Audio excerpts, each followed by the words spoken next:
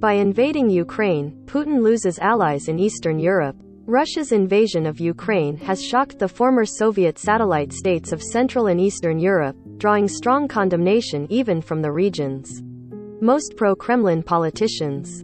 Prague, Russia's invasion of Ukraine has shocked the former Soviet satellite states of Central and Eastern Europe, drawing strong condemnation even from the region's most pro-Kremlin politicians. For some of the countries that fled the Soviet bloc following a series of anti-communist revolutions more than 30 years ago, footage of tanks and troops rolling in to punish a nation trying to pursue its own independent course looks painfully familiar. Two until now major pro-Russian voices in the European Union, Czech President Milos Zeman and Hungary's Prime Minister Viktor Orban, didn't mince their words in criticizing Moscow's most aggressive action since the Soviet invasion of Afghanistan in 1979. Their countries experienced comparable brutality, the Czech Republic, as part of Czechoslovakia, in 1968 and Hungary in 1956. Zeman called Thursday's invasion an unprovoked act of aggression. Russia has committed a crime against peace, he said in an address to the nation.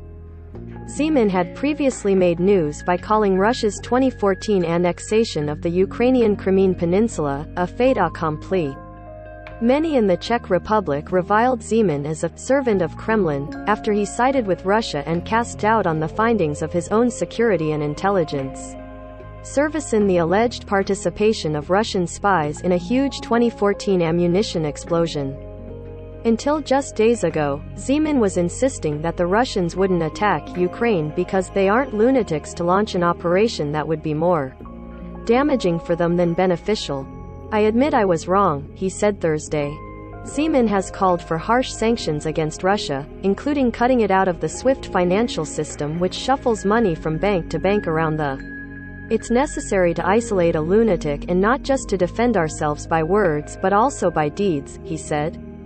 Czech Prime Minister Petr Fiala also voiced full support for the strongest possible sanctions for what he called an absolutely unjustified act of aggression against a sovereign state. Prague ordered the closure of 2 Russian consulates in the Czech Republic and stopped accepting visa requests from Russian citizens. Pavel Rychetsky, the chief judge at the Constitutional Court, the country's highest legal authority, suggested that a European arrest warrant should be issued against Russian President Vladimir Putin. He said Putin should be tried at the International Criminal Court for an unprecedented unleashing of war on the European continent for the first time since World War II. In Hungary, high-ranking officials had for weeks avoided condemning Russia's actions directly. Under Orban, the country has pursued close ties with Putin, a point of concern for many of Hungary's Western partners. Hungary has historically deeply distrusted Moscow, which ordered the brutal repression of an anti-Soviet uprising in 1956.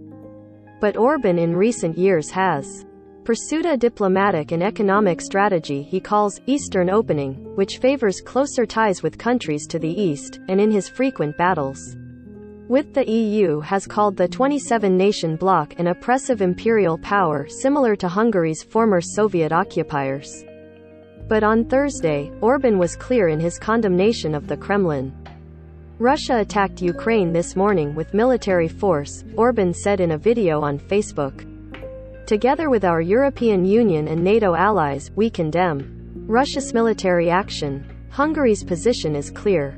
We stand by Ukraine, we stand by Ukraine's territorial integrity and sovereignty, his foreign minister Peter Szijjártó. Bulgaria, Moscow's closest ally during the Cold War, followed suit. Having strategic bombers and missiles flying in Europe in the 21st century, assaults by air and sea against a sovereign state, is absolutely inadmissible. President Rumen Radev said. Romania also stood staunchly with its Western partners.